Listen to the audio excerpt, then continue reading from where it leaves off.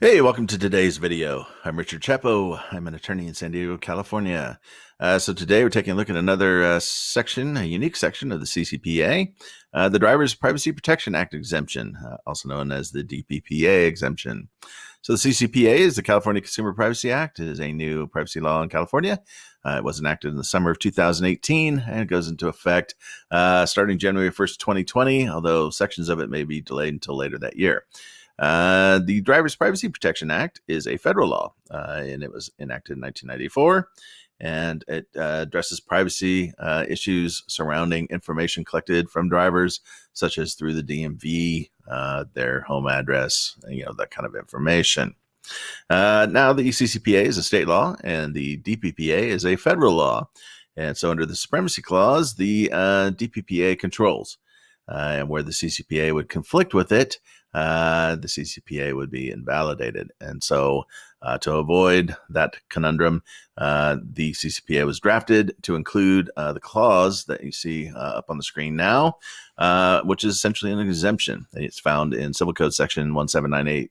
0.145F, and it reads, this title shall not apply to personal information collected, processed, sold, or disclosed pursuant to the Driver's Privacy Protection Act of 1994, ... So there's a little more information we'll talk about, but it's really tangent to the primary theme here. So you can see the information is pretty straightforward right there. Data, personal information, falling under the DPPA, well, CCPA is not going to apply. So if you have that kind of data, then obviously this is a very nice exemption. Now you may read or hear that this exemption only applies where the DPPA conflicts with the CCPA, and that language was included in the original version of the CCPA that was signed into law, but it was removed in September 2018 when Senate Bill 1221 was passed, and so you don't need to worry about that conflict language. Now, a piece of text that is in the exemption that I did not include above there references the fact that the exemption will not apply where a situation controlled under section 1798.150 occurs. Now, that section deals with data breaches and hacking. So if you have data that is protected under this exemption, under the DPPA exemption, and you are hacked and that data is exposed, this exemption will not protect you. The California AG can come after you, private parties can sue you, and so on and so forth.